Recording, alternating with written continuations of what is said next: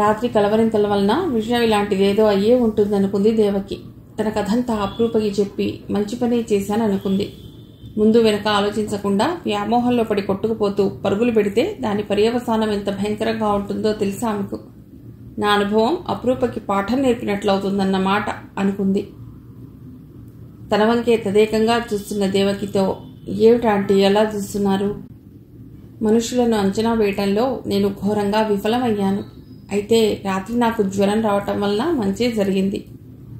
ఇప్పుడు మీ కథ విన్నాక ఏం చేయాలో బోధపడింది నాకు.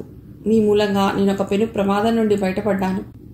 థ్యాంక్స్ ఆంటీ అంటూ దేవకి 2 చేతులు పట్టుకుంది అప్రూప. సంతోషం తల్లి. నువ్వనే కాదు, నేటి యువతీ యువకులంతా ప్రేమకి ఆకర్షణకి మధ్య గల తేడా తెలియక పచ్చని తమ జీవితాలను నాశనం చేసుకుంటున్నారు.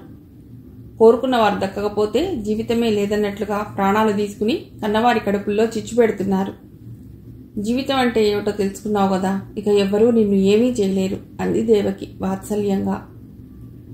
ఆంటీ, మీరన్నట్లు నిజంగా ధనంజయ గారు దేవుడే. రేవతి గారికి అన్యాయం జరిగిన మాట వాస్తవమే అయినా అలాంటి అరుదైన వ్యక్తిని పొందాలని ఆశపడటం తప్పు కాదనిపిస్తోంది. కానీ నేను ఈ నీచుణ్ణి ప్రేమించి ప్రేమ అనే పదానికే కళంకం తెచ్చాను. ఆయనకి వీడికి నక్కకి నాగలోకానికి ఉన్నంత తేడా ఉంది. మీ మూలంగా నేను చేసిన తప్పేమిటో తెలుసుకోగలిగాను ఈరోజు అంది అపురూప. ఇంతలో ప్రవీణ్ ఇంటికి వచ్చాడు షూటింగ్ ముగించుకుని. వస్తూ అపురూప కోసం యాపిల్స్, ద్రాక్ష పళ్ళు తీసుకొచ్చాడు. అతడు వచ్చాక టైం చూసి ఆశ్చర్యపోయింది దేవకి.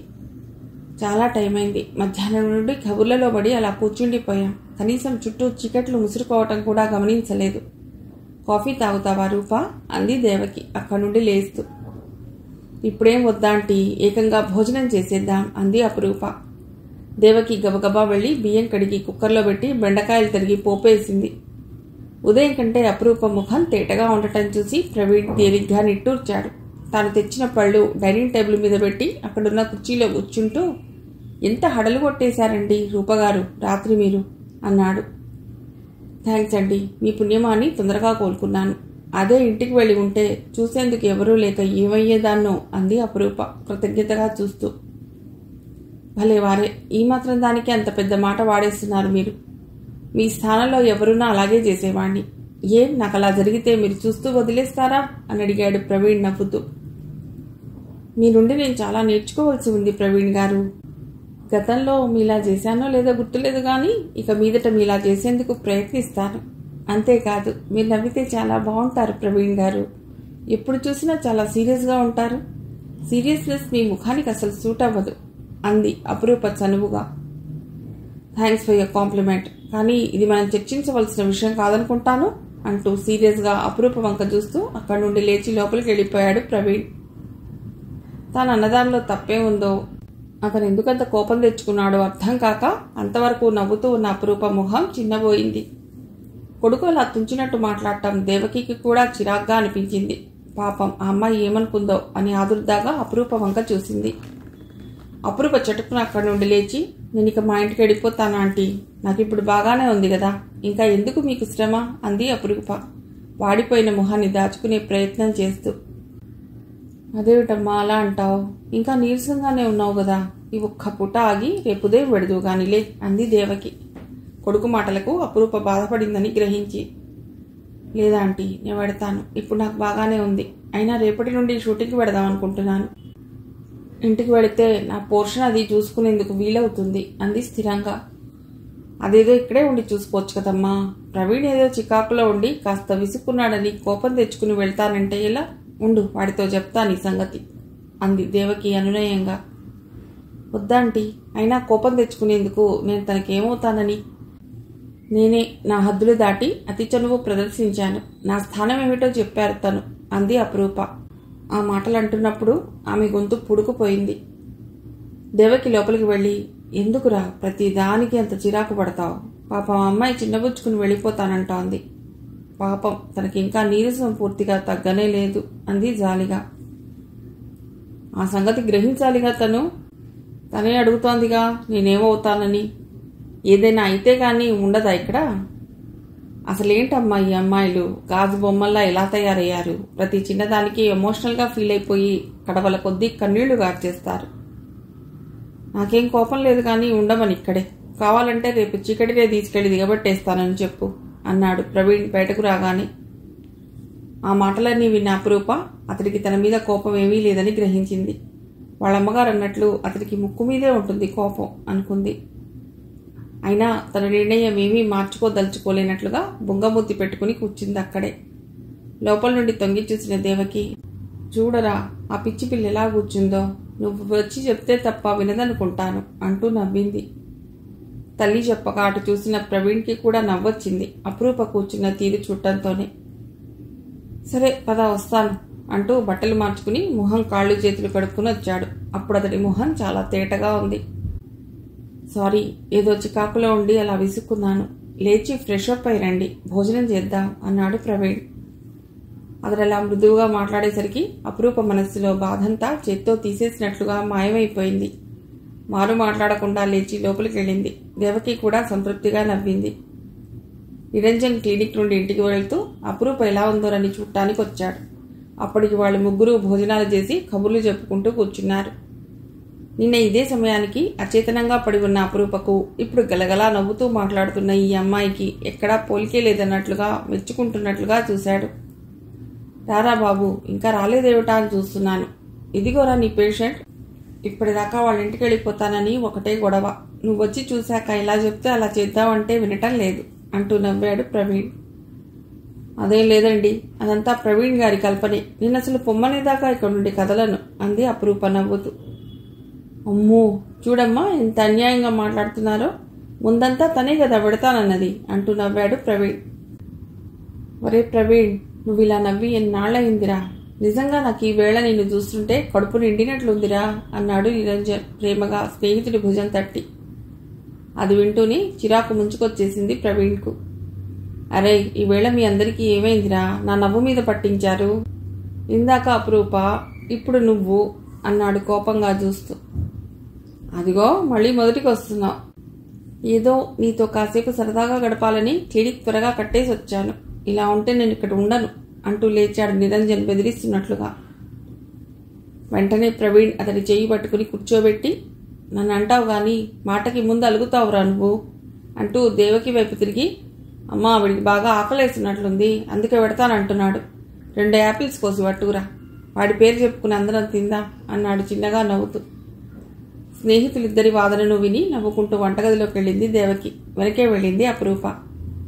ఆంటీ, మీరన్నట్లు ప్రవీణ్ గారికి కొంచెం కోపం ఎక్కువే, కానీ మనుషులంటే ఎంత ఆత్మీయతగా ఉంటారో. అసలు ఇక్కడ ఉండటం వలన నాకు ఏదో పరాయి చోటున ఉన్నట్లు అనిపించడమే లేదు అంది. పోన్లేమ్మా, ఇందాక నీ తీరు చూసి వెళ్ళిపోతావనే అనుకున్నాను అంది దేవకి. ఊరికేనే అలా అన్నాను ఆంటీ, నిజంగా వెళ్ళాలని కాదు అంటూ నవ్వింది అపురూప. దేవకి ప్రేమగా అపురూప భుజం తట్టింది. యాపిల్ ముక్కలు తెచ్చి మధ్యలో ఉన్న టీపాయ్ మీద పెట్టింది. నలుగురు కబుర్లు చెప్పుకుంటూ తిన్నారు. మర్నాడు ఉదయం అపురూప తన ఫ్లాట్కి వెళ్ళిపోయింది. తనకి పూర్తిగా తగ్గిపోయి ఇంటికి వచ్చేశానని తల్లికి ఫోన్ చేసి చెప్పింది. కూతురి ఆరోగ్యం గురించి ఎన్నో జాగ్రత్తలు చెప్పింది శ్రీలక్ష్మి. అమ్మా, పాపం దేవకి ఆంటీ జీవితంలో ఎన్నో కష్టాలు పడ్డారమ్మా. ధనంజయ గాని 2వ పెళ్లి చేసుకోవటం వలన ఇటు తల్లిదండ్రులకు అటు సినీ ఫీల్డ్కు దూరమై పూర్తిగా ఐసోలేట్ అయిపోయారటమ్మా. శ్రీదేవి, హేమమాలిని లాంటి మేటి నటులు అలాగే పెళ్ళై పిల్లలున్న వారినే చేసుకున్నారు కదమ్మా. వాళ్ళెవరికీ లేని ఇబ్బంది పాపం ఆంటీకే వచ్చింది అంది సానుభూతిగా. ఏం చేస్తాం, ఒక్కొక్కరు అదృష్టం అలా ఉంటుంది. ఏది ఏమైనా అలా పెళ్ళై పిల్లలున్న వాడిని చేసుకోవటం నా దృష్టిలో తప్పే కాదు, పాపం కూడా అంది శ్రీలక్ష్మి. ఆవిడంటే నీకు చాలా ఇష్టం కదమ్మా, ఈ విషయంలో నువ్వు ఆవిడని సమర్థించలేవా అంది అపురూప. ఇష్టం అనేది వ్యక్తిగతమైనది. నటిగా అంటే అప్పుడే కాదు, ఇప్పటికీ ఇష్టమే. కానీ పెళ్లి అనేది వాళ్ళిద్దరికీ సంబంధించినది కాదు కదా, ఇతరులతో ముడిపడి ఉంటుంది. సామాజికమైన కట్టుబాట్లను అతిక్రమించి ఒకరి జీవితంలో నిప్పులు పోసి తన బతుకును పండించుకోవాలనుకోవటం పక్కా స్వార్థం కదా. దాన్ని నేను ఎట్టి పరిస్థితుల్లోనూ హర్షించలేనమ్మా అంది శ్రీలక్ష్మి తన అభిప్రాయాన్ని స్పష్టం చేస్తూ. అమ్మా, ఒకవేళ నాకే ఇలాంటి పరిస్థితి ఎదురై ఎవరినైనా 2వ పెళ్లి చేసుకున్నాననుకో అంటున్న కూతురి మాటను పూర్తి చేయనీయలేదు శ్రీలక్ష్మి. మక్కెలి రగదన్ని మూల కూర్చోబెడతా. అసలు ఎందుకు ఇలాంటి చొచ్చు ప్రశ్నలు వేస్తున్నావు ఈరోజు? ఆ జ్వరంలో ఏ గాలైనా సోకిందేమిటే నీకు అంది విసుగ్గా. అబ్బే అదేం లేదమ్మా, ఊరికే తెలుసుకుందామని అడిగాను.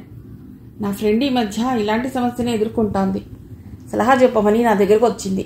నాకేం చెప్పాలో తోచక నిన్ను అడిగాను అంతే అంది అపురూప. పెళ్ళంటే 100 ఏళ్ల పంటమ్మా. జీవితానికి అది ముఖ్యమైన మలుపు. వధూవరులకిద్దరికీ కూడా. తల్లిదండ్రులు తమ పిల్లలు కలకాలం కలిసి ఉండాలని ఎంతో శ్రద్ధగా అన్నీ తరచి చూసి పెళ్లి చేస్తారు. లేదా పిల్లలు ఒకరినొకరు పూర్తిగా ఇష్టపడి చేసుకున్నా ఒక విధంగా అది సంతోషభరితంగానే ఉంటుంది. ఎందుకంటే వాళ్ళిద్దరూ ఒకరి గురించి ఒకరు అవగాహన కలిగి ఉంటారు గనక. కానీ ఇలా తాత్కాలిక ఆకర్షణకు, వ్యామోహాలకు లోనై ముందు వెనుక ఆలోచించకుండా అలా పెళ్ళైన వాళ్ళని మళ్ళీ పెళ్లి చేసుకుంటే సంఘం హర్షించదు. రెండవ భార్యగా వెళ్ళిన స్త్రీని గౌరవించదు. అలాగే ఆ సంబంధం వారిద్దరి మధ్య అనుబంధాన్ని పెంచదు. ఇద్దరిలో ఎవరికి రెండో వాళ్ల మీద మోజు తీరిపోయినా ఆ పెళ్లి పిటాకులవ్వటమో లేదా వాళ్లలో ఎవరికో ఒకరికి సంఖ్యలుగా మారటం తప్ప సుఖమేమీ ఉండదు. ఆపై అతడి మొదటి భార్య పరిస్థితి ఏమిటో ఆలోచించు. ఇంత కాంప్లికేటెడ్గా ఉండే వివాహ బంధాన్ని నీ ఫ్రెండ్ వాంఛించటం అభిలషణీయమా? అసలు ఇందులో తనకి సుఖమేదైనా దక్కుతుందంటావా? తనకి సరిగ్గా అర్థమయ్యేలా నువ్వు చెప్పలేకపోతే నాకు ఫోన్ చేయించు, బోధపడేలా నేను చెప్తాను అంది శ్రీలక్ష్మి. తల్లి చెప్పింది విన్నాక పూర్తి క్లారిటీ వచ్చింది అపురూపకి. ఎవరికో అంటేనే తల్లి అది శ్రేయస్కరం కాదని గట్టిగా చెప్పింది. సమస్య నాదేనని తెలిస్తే ఏమంటుందో అనుకుంది. ముందు రోజు దేవకి ఆంటీ అనుభవాలు, ఇప్పుడు తల్లి మాటలు విన్నాక తానేం చేస్తే బాగుంటుందో నిర్ణయించుకుంది అపురూప. అంత మంచి వాడైన ధనంజయ గారిని పెళ్లి చేసుకున్నా కూడా దేవకి ఆంటీ అన్ని బాధలు పడ్డారు. పక్కా స్వార్థపరుడైన రాకేష్ని చేసుకుంటే ఏమిటి నా పరిస్థితి అనుకుంది. అసలు తను అలాంటి బంధం తమ మధ్య ఏమీ వద్దని కేవలం లివింగ్ పార్ట్నర్షిప్గా ఉందామంటున్న ఇటువంటి వ్యక్తిని నమ్మి నా జీవితాన్ని అర్పించాలనుకున్నది ఎంత ఫులిష్గా ఇన్నాళ్ళు ఆలోచించా నేను అనుకుంది. అంతలోనే శ్రీలక్ష్మి ఫోన్ చేయటంతో టాక్ బటన్ నొక్కి చెప్పమ్మా అంది అపురూప. రూపా, ఇందాక చెప్పడం మర్చిపోయానమ్మా. లాస్ట్ ఇయర్ రామానుజం బాబాయ్ నీకో సంబంధం తెచ్చారు కదా, వాళ్ళు తొందర పెడుతున్నారట. ఈ సంగతి తేల్చి చెప్పమని. ఏమంటావు అంది శ్రీలక్ష్మి.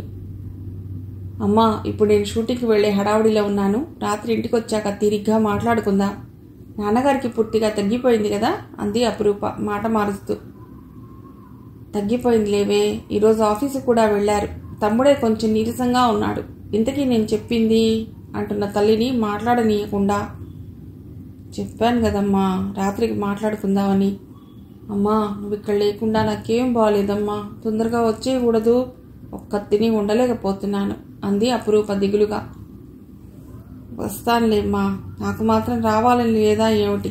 తమ్ముడికి తగ్గాక 2-3 రోజుల్లో వచ్చేస్తాలే అంది శ్రీలక్ష్మి. ఏం చేస్తున్నాడు వాడు? నిద్రపోతున్నాడా అని అడిగింది అపురూప. అలా మగతగా పడుకున్నాడు. మాట్లాడతావా వాడితో? ఇప్పుడు వద్దులేమ్మా, టైం అవుతోంది అంటూ ఫోన్ పెట్టేసింది అపురూప. తాను షూటింగ్కి వస్తున్నట్టుగా అపురూప చెప్పడంతో కార్ పంపించారు ఆమె కోసం. ఒక్కరోజుకే బాగా లాగేశారు అంటూ అంతా ఆమెని పరామర్శించారు. చక్కనమ్మ చిక్కినా అందమేనని అపురూప గారి లాంటి వారిని చూసి అని ఉంటారు అని హాస్యం ఆడారు ఆమె వద్ద చదువున్న వాళ్ళు. కౌశిక్ దగ్గరగా వచ్చి, ఆరోగ్యం బాగోలేదని అప్పుడే చెప్పవలసింది కదండి. అంత బాగుండకపోయినా అంతలా శ్రమపడ్డారు ఆ రోజు. ఇప్పుడు ఎలా ఉంది, చేయగలరా అని అడిగాడు సానుభూతిగా ఆమె వంక చూస్తూ. సరిగ్గా చేయలేదని అనవసరంగా కోపం తెచ్చుకున్నానే అని బాధపడుతూ. చేయగలనండి, ఇబ్బంది ఏమీ లేదు. ఆ రోజు బాగోలేనిది ఏమైనా ఉంటే ఈరోజు రీషూట్ చేయండి, నాకేమీ అభ్యంతరం లేదు అంది ఉత్సాహంగా అపురూప. పర్లేదులేండి, అలాంటివన్నీ ఎడిటింగ్లో మేనేజ్ చేయవచ్చు. సరే మొదలు పెడదామా అని అడిగాడు కౌశిక్. ఓకే, ఐఎమ్ రెడీ అంది ఉత్సాహంగా అపురూప. ఆ రోజంతా చాలా ఉత్సాహంగా చేసింది అపురూప. అన్ని సీన్లు చాలా ఎఫెక్టివ్గా వచ్చాయని కౌశిక్ అన్నాడు. ఆ రోజు చేయవలసిన సీన్లన్నీ తొందరగా ముగియడంతో ముందు రోజు అనుకున్న కొన్ని సీన్స్ కూడా ఆ రోజు కవర్ చేశారు. మర్నాడు కూడా ఇదే రకంగా చిత్రీకరణ జరిగితే నిన్న మిస్ అయిన సీన్స్ కూడా కవర్ చేద్దామని అన్నాడు కౌశిక్. షూటింగ్ ముగించుకుని ఉత్సాహంగా ఇంటికి బయలుదేరింది అపురూప. ఇవాళ ఏమిటి చాలా హుషారుగా ఉన్నారు, ఏమిటి సంగతి అని అడిగాడు ప్రవీణ్. చెప్పనా, Boost is the secret of my energy అంటూ నవ్వింది. అచ్చం అడ్వర్టైజ్మెంట్లో సచిన్లా ఫోజు పెట్టి. అది చూసి అమ్మో, నిన్నటికి వేళటికి చాలా మార్పు వచ్చింది మీలో. Anyhow I'm very happy. మీరెప్పుడు ఇలాగే నవ్వుతూ ఉండాలని నా కోరిక అన్నాడు ప్రవీణ్. అవునా, నేను ఈ మాట అంటే ఎవరో నా మీద కోపం తెచ్చుకున్నారనుకుంటాను అంది అప్రూప అల్లరిగా నవ్వుతూ. బాబోయ్, మీతో పెట్టుకుంటే అంతే సంగతుల్లా ఉంది నా పని అంటూ నమస్కారం పెట్టి వెళ్ళిపోయాడు Praveen. Okay, that's good, bye అంటూ కారెక్కి వెళ్ళిపోయింది అప్రూప. ఈరోజు ఎందుకో అప్రూప మనసు ఎంతో ఉల్లాసంగా ఉంది. అంతవరకు అదృశ్యంగా మనస్సును ఆవరించి ఉన్న బంధనాలేవో తెగిపోయి స్వేచ్ఛ పొందినట్లు అనిపించింది. అతడితోనే కాదు, ఆ రోజు యూనిట్ సభ్యులందరితోనూ అలాగే ఉత్సాహంగా మాట్లాడింది. జోక్స్ వేసి నవ్వించింది. కాలేజీ రోజుల్లో తన స్నేహితులతో ఎలా ఉండేదో ఆ రోజు అలాగే షూటింగ్లో అందరితోనూ గడిపింది. అపురూపలోని ఈ మార్పు అందరికీ ఆశ్చర్యాన్నే కలిగించింది. ఇంటికి వెళ్ళాక తన తమ్ముడు శ్రీకాంత్తోనూ అలాగే మాట్లాడింది. పెళ్లి సంబంధం గురించి ఏం జవాబు చెప్పమంటావు అని అడిగింది శ్రీలక్ష్మి ఉదయం విషయం గుర్తు చేస్తూ. అమ్మా, 40 days నేను షూటింగ్లో చాలా బిజీగా ఉంటాను.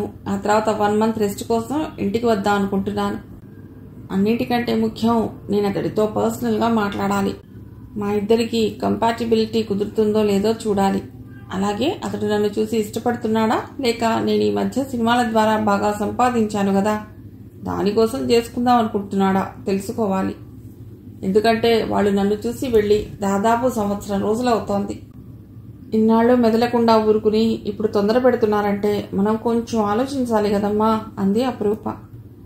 కూతురికి వచ్చిన ఆలోచన తనకి రానందుకు శ్రీలక్ష్మి కొంచెం నొచ్చుకుంది.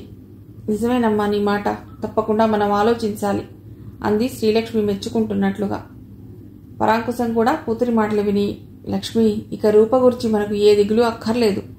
ఇక్కడ ఉండగా ఎంత అమాయకంగా ఉండేదో ఇప్పుడంత మెచ్యూర్డ్గా ఆలోచిస్తోంది అన్నాడు కూతుర్ని తలుచుకుని మురిసిపోతూ. భార్యాభర్తలిద్దరూ కూతురి పెళ్లి గురించి ఎన్నెన్నో విషయాలు చర్చిస్తూ ఉండిపోయారు. కొన్ని రాగాలు తీసుకుంటూ లోపలికి వస్తున్న కొడుకుని చూసి ఆశ్చర్యపోయింది దేవకి. ఏట్రా సంగతి, ఈవేళ చాలా హుషారుగా కనిపిస్తున్నావు అని అడిగింది దేవకి. ఏం చెప్పను, నిన్న మన ఇంటికి వచ్చింది కదా ఒక మహాతల్లి. తను వెడుతూ ఏదో చేతబడో చిల్లంగో చేసినట్లుంది. అందుకే ఇలా మారిపోయాను అంటూ నవ్వాడు. ఉరిమి మంగళం మీద పడ్డట్టు, మధ్యలో ఆ అమ్మాయి ఏం చేసిందిరా నిన్ను? కానీ నువ్వు ఇలా నవ్వుతూ ఉల్లాసంగా ఉండటం చూసి ఎన్ని రోజులైందిరా నేను అంది దేవకి. అదే అలానే ఆవిడేదో మంత్రమో తంత్రమో చేసిపోయింది.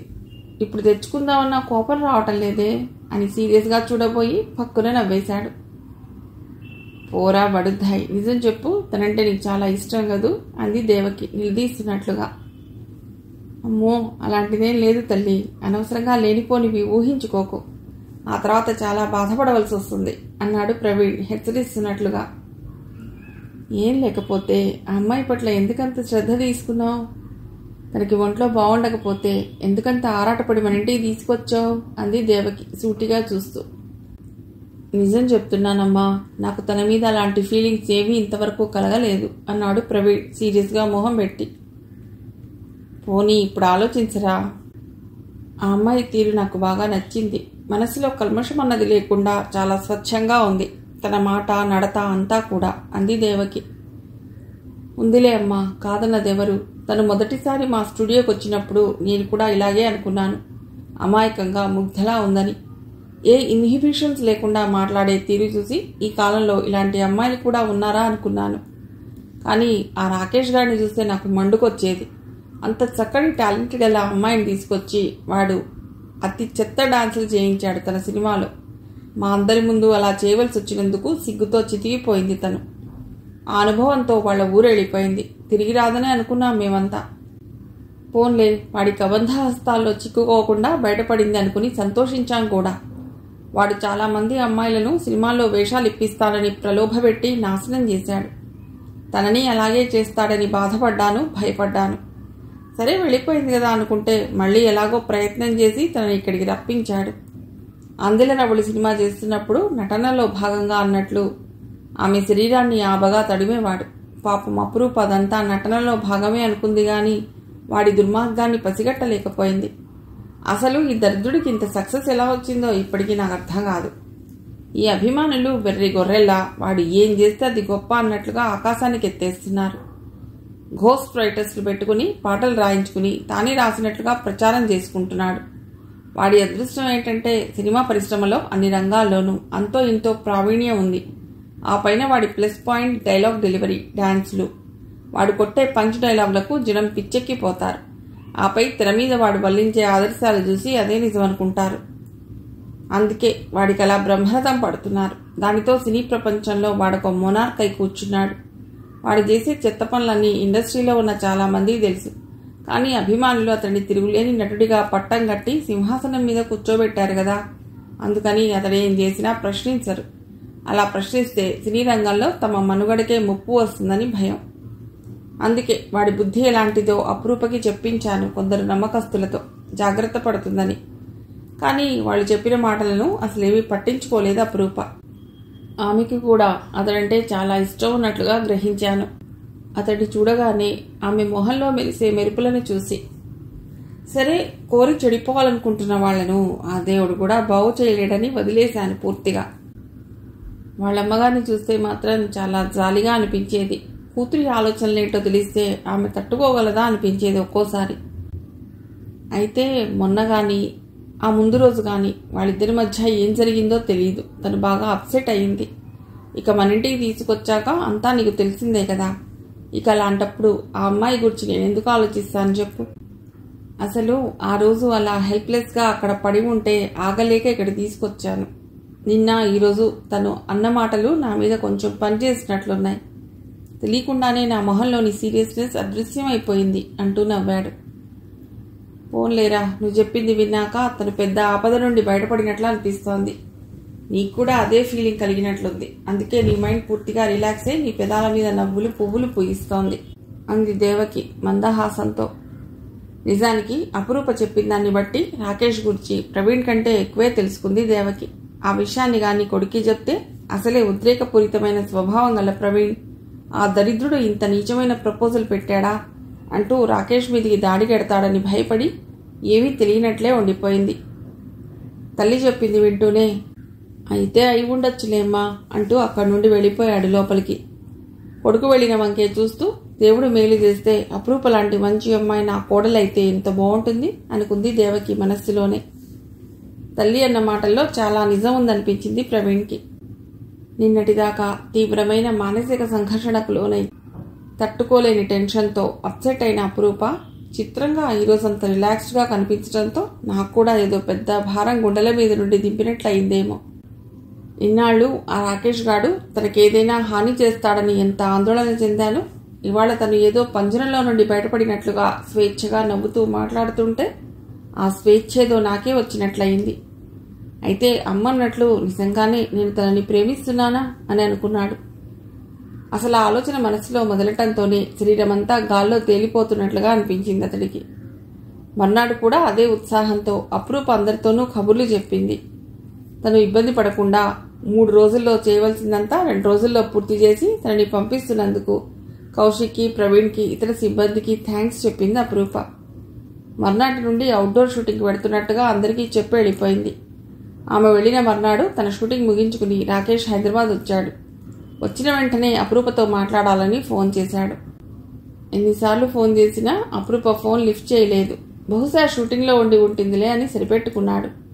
ఆ రాత్రి మళ్లీ ఫోన్ చేశాడు అపురూపకి. ఈసారి స్విచ్ ఆఫ్ అని రావడంతో షూటింగ్లో బాగా అలసిపోయి ఉంటుందిలే అనుకున్నాడు. అయితే ఆ రోజే కాదు, తర్వాత ఎన్నిసార్లు ఫోన్ చేసినా అతనికి అదే పరిస్థితి ఎదురైంది. దాంతో కొంచెం ఆలోచనలో పడ్డాడు. నన్ను అవాయిడ్ చేసేందుకే అపురూప అలా ఫోన్ లిఫ్ట్ చేయడం లేదా అనుకున్నాడు. అయినా పట్టువదలని విక్రమార్కుడిలా పదే పదే ఫోన్ చేయసాగాడు. అయినా ఫలితం లేకపోయింది. శ్రీలక్ష్మి ఊరు నుండి వచ్చాక దేవకి ఇంటికి తీసుకువెళ్ళింది అపురూప తల్లిని. ఎంతో ఉత్సాహంగా చిన్నపిల్లలా సంబరపడుతూ దేవకితో మాట్లాడింది శ్రీలక్ష్మి. మిమ్మల్ని ఇలా కలుసుకుంటానని ఎప్పుడూ అనుకోలేదండి. అమ్మాయి చెప్పిన దగ్గర నుండి మిమ్మల్ని ఎప్పుడెప్పుడొచ్చి కలుసుకుంటానా అని ఎదురు చూశానండి అంటూ గలగలా మాట్లాడుతున్న తల్లిని ఎవరో కొత్త వ్యక్తిని చూస్తున్నట్లుగా చూసింది అపురూప. ఇంట్లో అందరికంటే మితంగా గంభీరంగా మాట్లాడే తల్లి ఈరోజు ఇలా మాట్లాడటం వింతగా అనిపించింది ఆమెకు. దేవకి కూడా ఎంతో సరదాగా మాట్లాడింది శ్రీలక్ష్మితో. ఇద్దరూ సమవయస్కులు కావటంతో చాలా తొందరగా కలిసిపోయారు. అచిరకాలంలోనే ఇద్దరూ మంచి మిత్రులైపోయి చిన్న చిన్న షాపింగ్లు కూడా చేయసాగారు. ఇన్నాళ్ళు ఒంటరిగా 4 గోడలకి పరిమితమై కాలం వెళ్లబుచ్చుతున్న దేవకి జీవితంలో శ్రీలక్ష్మి రాక ఒక కొత్త ప్రపంచానికి ద్వారాలు తెరిచినట్లయింది. అపురూపకి ఇంకా 10 రోజులు షూటింగ్ మిగిలి ఉందనగా తానెన్నెన్నిసార్లు చేసినా అపురూప ఫోన్ తీయడం లేదని వేరే ఫోన్ నుండి ఆమెకి కాల్ చేశాడు రాకేష్. ఫోన్ ఎక్కడి నుండి వచ్చింది తెలియక ఎత్తింది అపురూప. ఎవరైనా అభిమాని ఫోన్ చేశారేమోనని. హలో రూపా, నేను రాకేష్ని మాట్లాడుతున్నాను. ఏంటి, ఎన్నిసార్లు ఫోన్ చేసినా లిఫ్ట్ చేయలేదు అన్నాడు రాకేష్ కోపంగా. అతడి గొంతులో ధరించిన కోపాన్ని గమనించినా ఏమీ పట్టించుకోలేదు అపురూప. షూటింగ్లో బిజీగా ఉండి తీయలేదు. ఎందుకు ఫోన్ చేశారు అని అడిగింది తాపీగా. ఎందుకు చేశానో నీకు తెలీదా? ఏమనుకుంటున్నావు నా గురించి అన్నాడు ఆగ్రహంగా. దానికి జవాబేమీ ఇవ్వకుండా ఫోన్ చేత్తో మూసి, అమ్మా రాకేష్ గారు నీతో మాట్లాడతారట అంటూ తల్లికి ఇచ్చింది ఫోన్ అపురూప. ఆ సంగతి తెలియని రాకేష్ అదే ఆగ్రహంతో, ఏంటి నేను ఇటు మాట్లాడుతుంటే అటు బెల్లం కొట్టిన రాయిలా సమాధానం చెప్పడం లేదు నువ్వు అన్నాడు. అతడి మాటలు విన్న శ్రీలక్ష్మి తెల్లబోతూ, మీరేమంటున్నారో నాకేమీ అర్థం కావటం లేదండి అంది. ఆవిడ గొంతు ఫోన్లో వింటూనే తెల్లబోయాడు రాకేష్. తల్లికి ఫోన్ ఇచ్చి అపురూప ఇంత తెలివిగా నన్ను వెధవం చేసింది అనుకున్నాడు. తన మర్యాదను కాపాడుకునేందుకు, మిమ్మల్ని కాదా ఆంటీ నేనన్నది, ఇక్కడ మా సర్వెంట్ చాలా ఎక్స్ట్రా చేస్తున్నాడు. 4 రోజులు నేను ఊళ్ళో లేకపోయేసరికి ఒక్కొక్కళ్ళకి కొమ్ములు వచ్చేశాయి అని అంతలోనే గొంతు తగ్గించి, ఎలా ఉన్నారా ఆంటీ, చూసి చాలా రోజులైంది, ఒకసారి పలకరిద్దామని ఫోన్ చేశాను అన్నాడు రాకేష్ సౌమ్యంగా తన నటనా కౌశలాన్నంతా ఉపయోగించి. అలాగా, నేను అదే అనుకున్నాను. లేకపోతే నాతో మీరు ఎందుకు ఇలా మాట్లాడతారు? మేం బాగానే ఉన్నామండి. అమ్మాయి షూటింగ్ల వల్ల ఈ మధ్య కొంచెం బిజీగా ఉన్నాం అంతే అంది శ్రీలక్ష్మి. సరే ఆంటీ ఉంటాను అంటూ ఫోన్ పెట్టేశాడు. అతడి మనస్సు అవమానంతో ఉడికిపోతోంది. ఏం చూసుకుని ఇంత మిడిసిపడుతోంది? చూస్తాను, దానంతూ చూస్తాను, ఏమనుకుంటుందో నా గురించి. ఇంతవరకు అమ్మ తల్లి అంటే బెట్టు చేస్తోంది కదా, చూపిస్తాను నా పవర్ ఏంటో అనుకున్నాడు పిడికిళ్ళు బిగిస్తూ. తల్లి ఫోన్ పెట్టేశాక అపురూప, ఏమంటున్నారమ్మా ఆయన అని అడిగింది ఏమీ తెలియనట్లే. వాళ్ళ పని వాళ్ళు ఏదో చేసినట్లున్నారు. ముందు ఫోన్లో గట్టిగా అరిచాడు. తర్వాత నేను కంగారుగా మాట్లాడటం చూసి, మిమ్మల్ని కాదా ఆంటీ అంటూ మన క్షేమ సమాచారాలు అడిగాడు అంది శ్రీలక్ష్మి. తల్లి మాటలు విని బాగానే కవర్ చేసుకున్నాడు అని మనసులోనే నవ్వుకుంది అపురూప. షూటింగ్ మొత్తం పూర్తి చేసుకుని ఇంటికి వచ్చింది అపురూప. కొంచెం విశ్రాంతిగా ఏ పని పెట్టుకోకుండా 4 రోజులు గడిపేసింది. ఆమె రావటంతోనే కొత్త సినిమా ఆఫర్లు పట్టుకుని నిర్మాతలు ఆమె ఇంటికి తరలి వచ్చారు. వెంటనే సినిమాలు మొదలెడతానంటే మాత్రం నా వల్ల కాదండి. నేను మా ఊరు వెళ్ళి 4 రోజుల దాకా తిరిగి రాను. ఆ తర్వాత ఏదైనా. అందుకే నేనెవరికీ సంతకాలు చేయటం లేదు. నెల తర్వాత మొదలు పెడతానంటే నాకు ఎలాంటి అభ్యంతరాలు లేవు. అలా కుదరదంటే వేరెవరినైనా పెట్టుకోండి, నేనేమీ అనుకోను అంది అపురూప. అందుకు ఇష్టపడిన వారు ఆమె దగ్గర కమిట్మెంట్ తీసుకున్నారు. కాదనుకున్న వాళ్ళు వేరే వారిని వెతుక్కుంటామని వెళ్ళిపోయారు. అపురూప ఊరు వెళ్తోందని 4 రోజుల దాకా తిరిగి రాదని విన్నాడు రాకేష్. వెళ్లేలోగా అటో ఇటో తేల్చుకోవాలని అనుకున్నాడు రాకేష్. అందుకే అర్జెంటుగా ఒకసారి తన ఆఫీస్కి వచ్చి కలుసుకోమని అపురూపకి ఫోన్ చేశాడు. ఆమె కూడా అతడి ఫోన్ కాల్స్తో బాగా విసిగిపోయింది. ఇవాళ్టితో దీనికి స్వస్తి పలకాలని నిర్ణయించుకుంది. సరే వస్తాను, ఎన్ని గంటలకు రమ్మంటారు అని అడిగింది అపురూప. ఆమె అంత సులభంగా రావటానికి అంగీకరిస్తుందని అనుకోలేదు రాకేష్. వచ్చాక కొంచెం సౌమ్యంగా మాట్లాడి పని జరుపుకోవాలనుకున్నాడు. వెంటనే ఎన్ని గంటలకు రావాలో చెప్పాడు. అమ్మా కొంచెం పని మీద బయటకెడుతున్నాను, నీకు బోర్ కొడుతుందేమో, దేవకి ఆంటీ వాళ్ళ ఇంట్లో దింపనా అని అడిగింది అపురూప. అంతకంటేనా, వస్తాను పద అంటూ శ్రీలక్ష్మి ఉత్సాహంగా తయారై కూతురు వెంట నడిచింది. ఇద్దరూ కలిసి దేవకి గారింటికి బయలుదేరారు. వాళ్ళు వెళ్లేసరికి ప్రవీణ్ ఎక్కడికో వెళ్లబోతూ గేట్ దగ్గరే ఎదురొచ్చాడు. వాళ్ళని చూడటంతోనే రండి రండి అంటూ ఎంతో ఉత్సాహంగా స్వాగతం పలుకుతూ, అమ్మా ఎవరొచ్చారో చూడు అంటూ లోపల ఉన్న తల్లిని ఎక్కేశాడు. ఎవర్రా అంటూ అక్కడికి వచ్చిన దేవకి వాళ్ళిద్దరినీ చూసి ఆనందపడిపోతూ, బాగున్నారా, రండి రండి కూర్చోండి అంది సంబరంగా. లేదా ఆంటీ, నాకు అర్జెంటు పని ఉంది, నేను వెళతాను. అమ్మకి ఏమీ తోచడం లేదంటే ఇక్కడికి తీసుకొచ్చాను అంది అపురూప వెళ్ళటానికి ఉద్యుక్తురాలవుతూ. అలాగా, మంచి పని చేశావు. ఈ పూట ఇక్కడే భోంచేదురు గాని వంట చేసేస్తాను అంది దేవకి. సరే ఆంటీ వస్తాను. అమ్మా ఎంజాయ్ చేయండి ఇద్దరూ కలిసి అంటూ నవ్వుతూ బయటకి నడిచింది. అమ్మా నేను కూడా పెడుతున్నాను, బాయ్ ఆంటీ అంటూ ప్రవీణ్ కూడా వాళ్ళిద్దరితో చెప్పి అపురూప వెంటే బయటకు వచ్చేశాడు.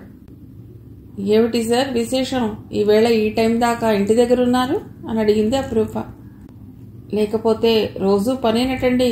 పొద్దుస్తమానం పనిచేస్తూ పోతే జీవితంలో ఎంజాయ్మెంట్ ఏముంటుంది? రావుగోపాలరావు గారి మాటల్లో చెప్పాలంటే మడిసన్నాక కూసంత కళాపోసన కూడా ఉండాలట కదండి అన్నాడు ప్రవీణ్ నవ్వేస్తూ. ఈవేళ మీరు మంచి హ్యాపీ మూడ్లో ఉన్నట్లున్నారు. నాకు వచ్చిన సాయం కావాలి, చేస్తారా అంది అపురూప సంకోచంగా చూస్తూ. ఏమిటో చెప్పకుండా హామీలవి ఇవ్వనండోయ్ నేను అన్నాడు ప్రవీణ్ తమాషాగా చూస్తూ. ఏం లేదు, నేను ఒక చోటుకి ఎడుతున్నాను, మీరు నాకు కొంచెం తోడుగా వస్తారేమోనని. అది మీకు వీలైతేనే అంది అపురూప. బాగుందండి, ముందు సాయం అన్నారు, ఇప్పుడు ఎక్కడికో వెళ్ళాలి, తోడు రమ్మంటున్నారు. సరే వస్తాను కానీ స్టూడియోల దగ్గరకైతే మాత్రం కొంచెం ఆలోచించాలి నేను అన్నాడు ప్రవీణ్. స్టూడియో దగ్గరకు కాదు కానీ ఒకరు ఆఫీస్కి వెళ్ళాలి, వస్తారా మరి అంది అపురూప. సరే ఏం చేస్తాను, ఒప్పుకున్నాను కదా, వెడదాం పదండి అన్నాడు ప్రవీణ్ కొంచెం నిరుత్సాహంగా మొహం పెట్టి. నా కారు ఉంది కదా, మీ కారు వదిలేయండి అంటూ కారెక్కి కూర్చుంటూ రండి అంది అపురూప డోర్ తెరిచి. అతను ఎక్కాక అక్కడ మీరు ఏం విన్నా ఏం చూసినా తొందరపడి లోపలికి రాకండి, నేను కాల్ చేసే వరకు అంది అపురూప. ఏమిటి కండిషన్స్ పెడుతున్నారు? అంతేనా ఇంకేమైనా ఉన్నాయా అన్నాడు ప్రవీణ్ హాస్యంగా. కొంచెం మాట్లాడకుండా కామ్గా కూర్చోండి ముందు అంది అపురూప సీరియస్గా డ్రైవింగ్ మీదే తన దృష్టినంతా కేంద్రీకరించి. ఆమె మూడెందుకో ఖరాబైందని గ్రహించి ప్రవీణ్ మౌనం వహించాడు. కారు వెళ్లి రాకేష్ ఆఫీస్ ముందు ఆగటంతోనే ప్రవీణ్ కనుబొమలు ముడిపడ్డాయి. ఈ చెత్తగాన్ని కలుసుకునేందుక అపురూప వచ్చింది అనుకున్నాడు. అయినా పెదవి విప్పి మాట్లాడలేదు, సీరియస్గా ఆమె వైపే చూస్తూ ఉండిపోయాడు.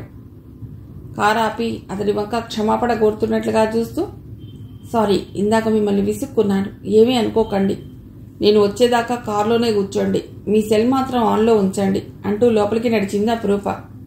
అతడికేమీ మాట్లాడే అవకాశం ఇవ్వకుండా ఆమె వెళ్లిన వంకే అలా చూస్తూ ఉండిపోయాడు ప్రవీణ్.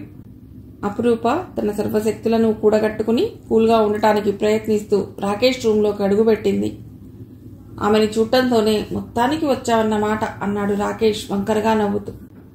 రమ్మని కదా పదే పదే ఫోన్ చేశారు, అందుకే వచ్చాను, చెప్పండి ఎందుకు రమ్మన్నారు అంది నిర్వికారంగా చూస్తూ. ఎందుకు రమ్మన్నానో నీకు తెలీదా? లేకపోతే నాతో చెప్పించాలనా అన్నాడు రాకేష్ రెట్టిస్తున్నట్లుగా. నాకు తెలీదు, మీరే చెప్పండి వింటాను అంది అపురూప పట్టనట్లుగా. నంగనాచి వేషాలు మాని మన డీల్ గురించి ఏం ఆలోచించావో చెప్పు అన్నాడు రాకేష్ నిలదీస్తున్నట్లుగా. నాకు ఇష్టం లేదని అప్పుడే చెప్పాను కదా, ఇంకేమిటి అంది అపురూప కోపాన్ని అణుచుకుంటూ. ఇక ఎంత ప్రయత్నించినా అపురూప తన దారికి రాదని అర్థమైపోయింది రాకేష్కి. సరే తన దారికే వెడదాం, ఇంతలోనే ఏం మునిగిపోతుంది అనుకున్నాడు. ఆమెపై ఆశ చావని రాకేష్. సరే మనం పెళ్లి చేసుకుందాం అన్నాడు రాకేష్ కాళ్లబేరానికి వస్తూ. సారీ, మీతో పెళ్లి కూడా నాకు ఇష్టం లేదు, అంతేనా ఇంకేమైనా ఉందా అని అడిగింది అపురూప. మరప్పుడు పెళ్లి చేసుకుందాం ఉన్నావు కదా అని అడిగాడు ఆశ్చర్యంగా చూస్తూ. అన్నాను, జీవితం అంటే ఏమిటో తెలియని అజ్ఞానంతో అలా అన్నాను అంది తాపీగా.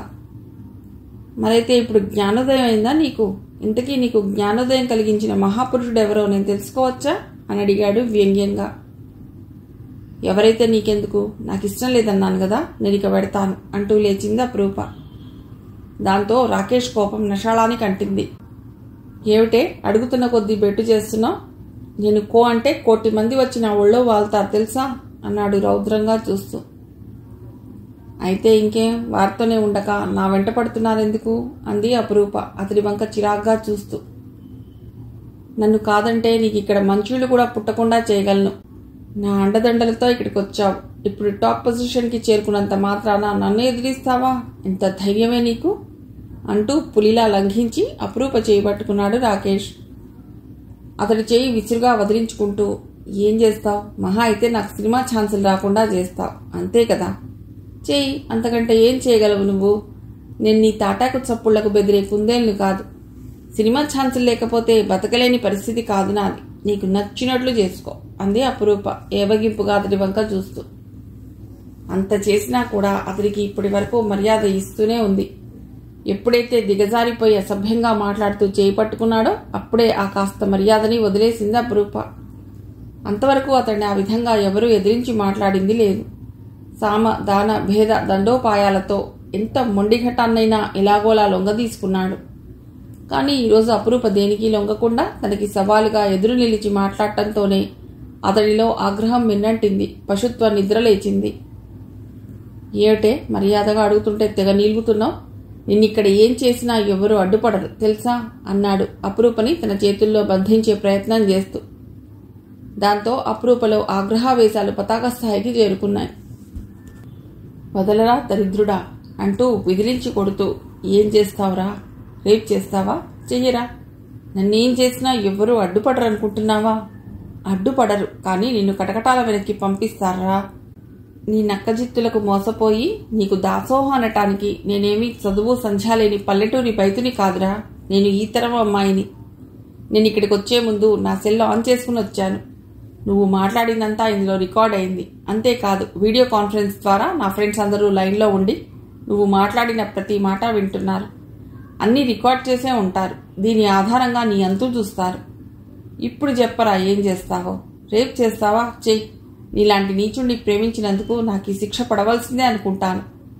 రారా, ఆగావెందుకు అంటూ చేతులు జాపి కాళికాదేవిలా మీదకొస్తున్న అపురూపని చుట్టంతోనే రాకేష్ కళ్ళు బయర్లు కమ్మాయి. వాళ్లంతా చెమటతో తడిసి ముద్దవగా తడిసిన బట్టల మూటలా సోఫాలో వరిగిపోయాడు. పిరికి పంద, ఆడదంటే నీ చేతిలో ఆటబొమ్మ అనుకున్నావురా? నువ్వెలా ఆడిస్తే అలా ఆడటానికి? ఎవరిదాకానో ఎందుకు? ఈ సెల్ తీసుకువెళ్ళి నీ భార్య నీలిమకిస్తే చాలు, నీ కథ ముగిసిపోయేందుకు. ఇమ్మంటావా? అంతెందుకు, ఇంతకాలం నీ అభిమానులంతా నిన్ను దేవుళ్లా కొలుస్తున్నారు కదా. దీన్ని లైవ్ టెలికాస్ట్ చేస్తే నీ పని ఏమవుతుందో ఆలోచించుకోముందు. మరోమారు నాతో మాట్లాడాలని గాని, ఫోన్ చేసి బెదిరించాలని గాని ఏమైనా ప్రయత్నం చేశావో నీ అంతు చూస్తాను, జాగ్రత్త. నాకే కాదు, మరే అమ్మాయినైనా ఇలా దగా చేయాలని చూశావో ఇదే గతి పడుతుంది నీకు. Take care and good bye అంటూ విసురుగా తలుపు తెరుచుకుని బయటకు వచ్చేసింది అపురూప. బయటకు వచ్చినా ఆమెలోని ఆగ్రహావేశాలు చల్లారలేదు. ఎగశ్వాస పీలుస్తూ కార్ దగ్గరకు వచ్చింది. ఆమె రూంలోకి వెడుతూ ప్రవీణ్ సెల్కి రింగ్ చేసి వదిలేసింది.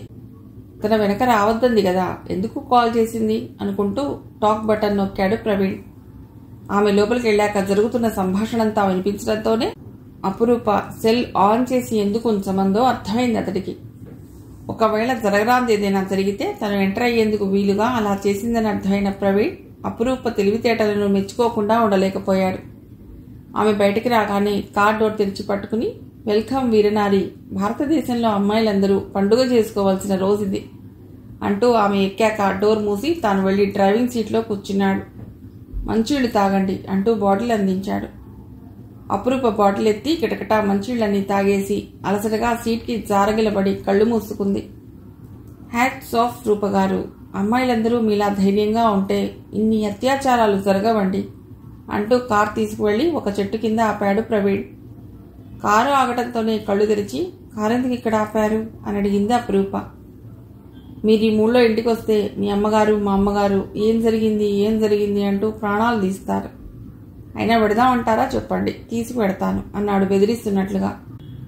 వద్దులేండి, ఇంటికి పెడితే ఇబ్బందే మరి అంది అపురూప. పోనీ ఏదైనా రెస్టారెంట్కి వెళ్ళి కొంచెం రిలాక్స్ అవుదామా అడిగాడు ప్రవీణ్. సరే వెడదాం పదండి అంది.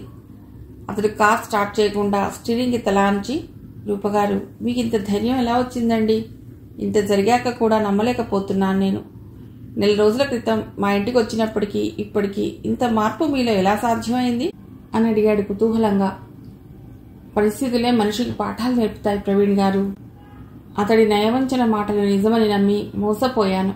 అతడంటే చిన్నప్పటి నుండి వెర్రి అభిమానం నాకు. దాన్ని వాడు ఈ విధంగా క్యాష్ చేసుకుని నన్ను వంచాలని చూశాడు అంది అపురూప చెమ్మగిలిన కళ్ళను ఒత్తుకుంటూ. అసలు వీడి వలలో ఎలా చిక్కుకున్నారు మీరు? మీ అమ్మ నాన్నగారు చాలా పద్ధతైన వాళ్ళలా ఉన్నారు. మీరు ఈ ఫీల్డ్లోకి రావటానికి వాళ్ళు ఎలా అంగీకరించారో ఇప్పటికీ నాకు అర్థం కావటం లేదు అన్నాడు ప్రవీణ్. వాళ్లకు మొదటి నుండి ఇష్టం లేదు నేను సినిమాల్లో చేయటం, కానీ నేనే మొండిగా వచ్చేశాను. ఇందాక మీరన్నారే 4 రోజుల క్రితానికి ఇప్పటికీ నాలో చాలా మార్పు వచ్చిందని. ఆ మార్పుకి కారణం మీ అమ్మగారి కథ వినటం ఒకటైతే, యుక్తాయుక్త విచక్షణ మరిచి అతడిపై నేను ఆశలు అల్లుకోవటం, నా ప్రేమని ఆరాధనని వాడలుసుగా తీసుకుని కోరరాని కోరిక కోరాడు. నా నిర్ణయం చెప్పమని టైం లిమిట్ పెట్టాడు. దాంతో నేను మెంటల్గా చాలా డిస్టర్బ్ అయ్యాను. జ్వరంతో అపస్మారకంగా పడి ఉన్న నన్ను మీ ఇంటికి తీసుకెళ్లారు. మీ అమ్మగారి కథ విన్నాక నేనెంత తెలివి తక్కువగా ఆలోచించానో ప్రవర్తించానో బోధపడింది. మీ నాన్నగారి వ్యక్తిత్వానికి రాకేష్ వ్యక్తిత్వానికి హస్తిమశకాంతరం తేడా ఉందని, అతడి ప్రపోజల్కి నేను అంగీకరిస్తే నా జీవితం పాతాళానికి నెట్టివేయబడుతుందని గ్రహించాను అంటూ ఆగిందా అపరూప. ఆమె చెప్పేది ఆసక్తిగా వింటూ ఉన్న ప్రవీణ్ తన తల్లి ప్రసక్తి రావడంతో ఆశ్చర్యపోయాడు. తల్లిదండ్రుల పెళ్లి గురించి చూచాయిగా తెలుసుగాని వివరాలేవి ప్రవీణ్కి తెలియవు. అసలే బాధలో ఉన్న తల్లిని ఆమె గతం గురించి అడిగి బాధించడం ఇష్టం లేక మిన్నకుండిపోయాడు. ఇప్పుడు ఆ ప్రసక్తి అపరూప తేవటంతో తల్లి గురించి తనకు తెలియని సంగతులు అపరూపకు తెలిసాయని విని ఆశ్చర్యపోయాడు. ఆసక్తిగా ఆమె చెప్పేది వినసాగాడు.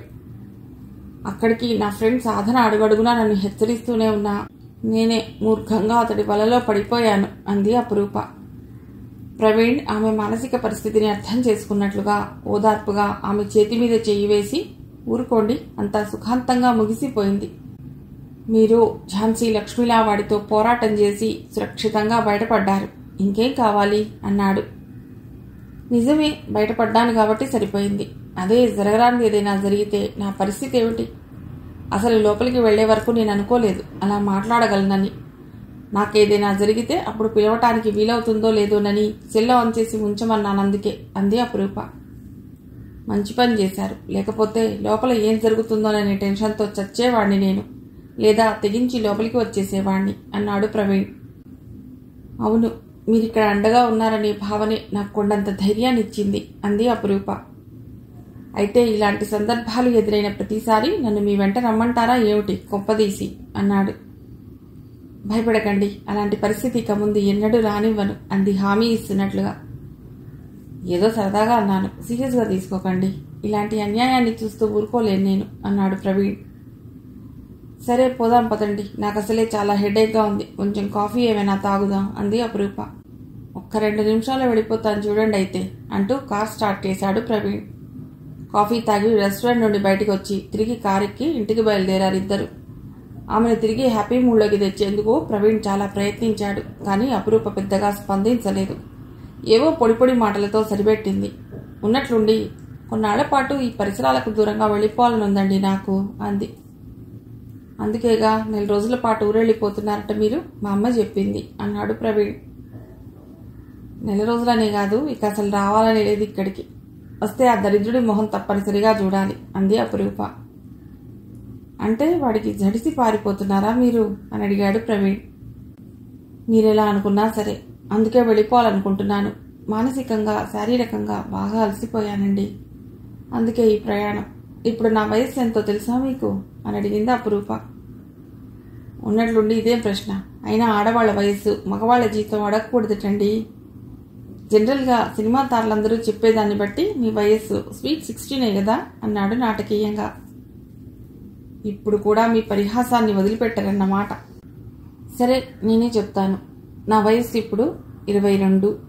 కానీ 60 ఏళ్ల అనుభవం వచ్చేసింది ఈ ఫీల్డ్లోకి వచ్చాక అంది అపరూప.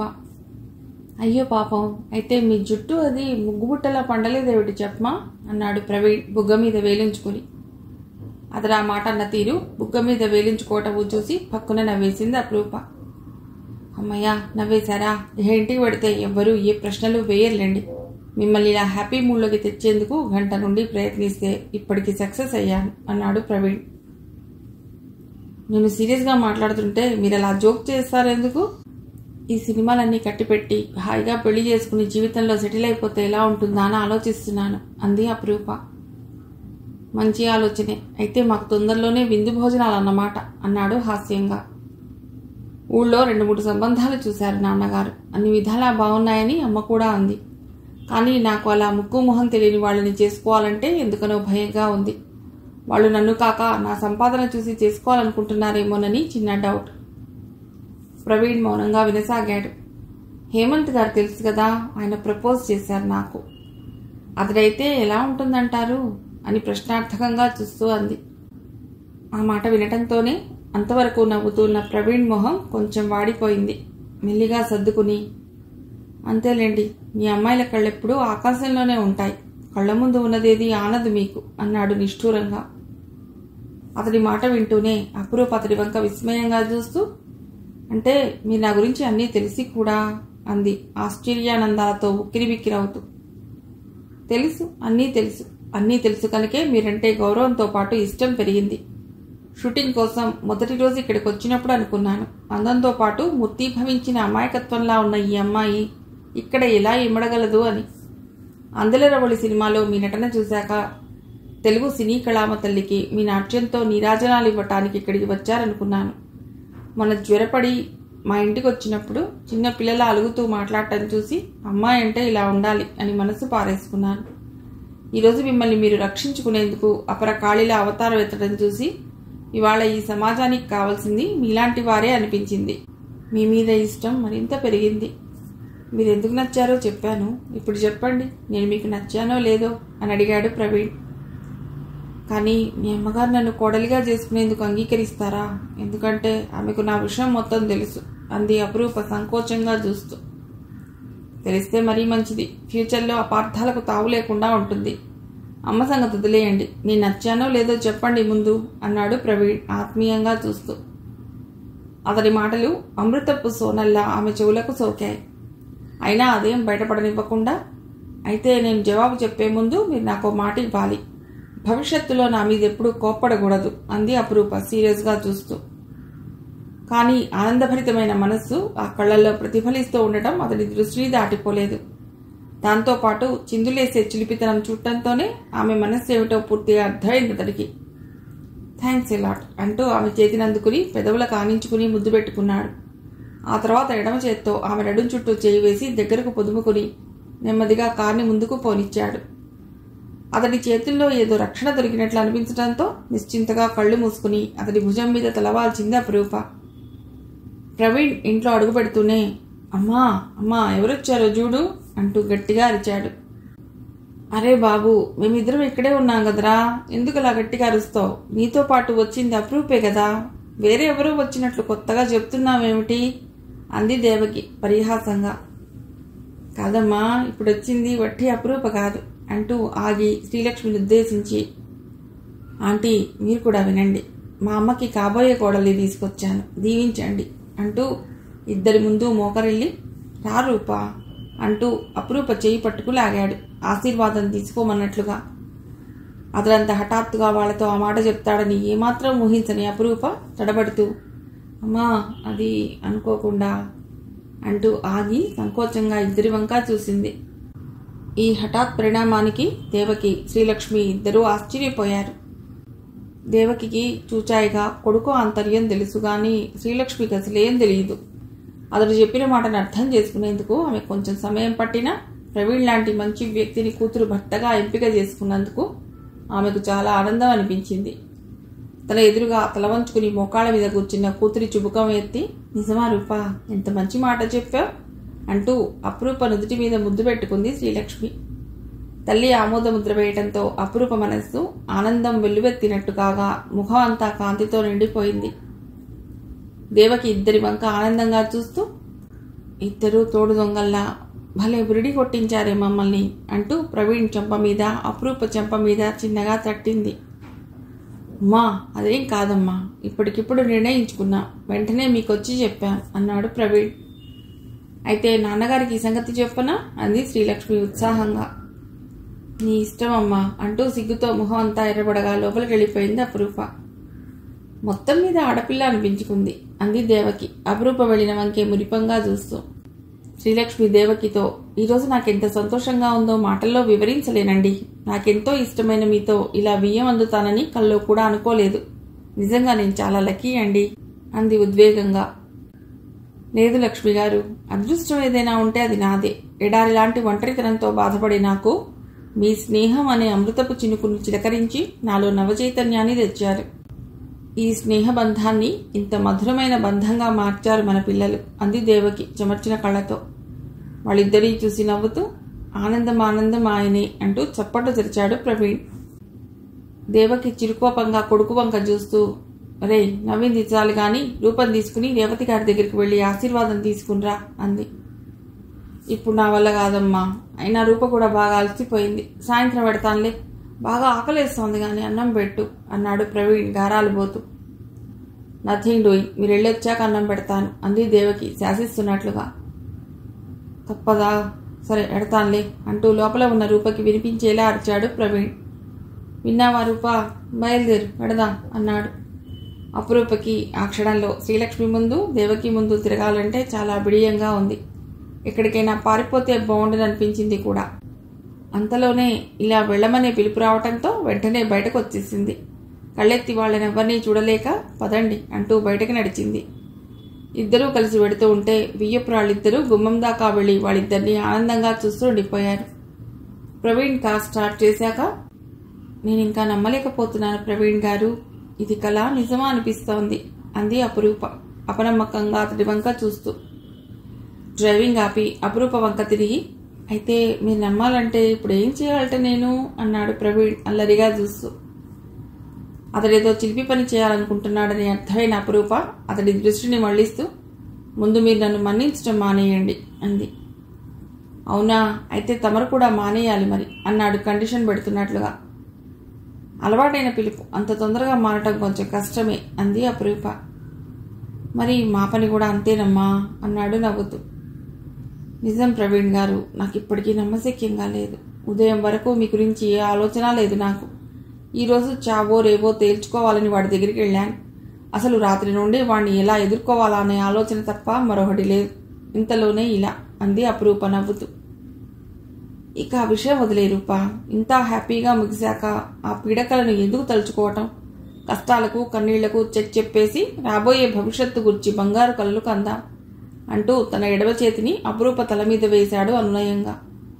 మెరిసే కళ్ళతో అతడి వంక ఆనందంగా చూస్తూ ఉండిపోయింది అపురూప. కథ సమాప్తం.